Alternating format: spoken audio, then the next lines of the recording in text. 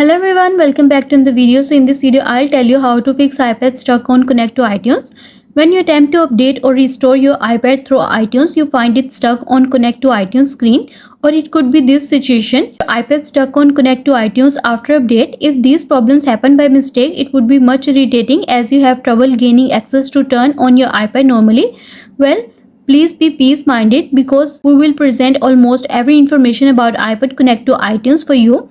So in this video, I'll tell you how can you fix, but first subscribe to my channel for more upcoming videos and hit the like button. So let's start the video without wasting any time. For this, you just need to restart your iPad. Once iPad stuck on Connect to iTunes screen appears, the first thing occurred to you should be force restart your device. To force reboot iPhone with home button, please press down the home button and the power button meanwhile until the Apple logo pops up on the interface. To hard reboot other iPad models, swiftly and respectively hold and release volume up button and down button and then long press the top button until the Apple logo shows up on the screen. And the next step is restore iPad via iTunes again.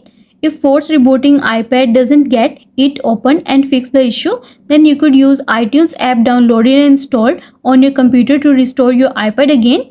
So as to resolve the problem of iPad stuck on Connect to iTunes logo, but it is suggested that you backup data on your iPad earlier. Then launch iTunes in the latest version and connect your iPad to PC by an original USB cable.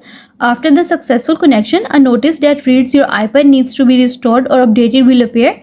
Tap on restore option to finish the process and you are done. I hope this video will help you to fix iPad stuck on Connect to iTunes, and also let us know in the comments below if you have any questions.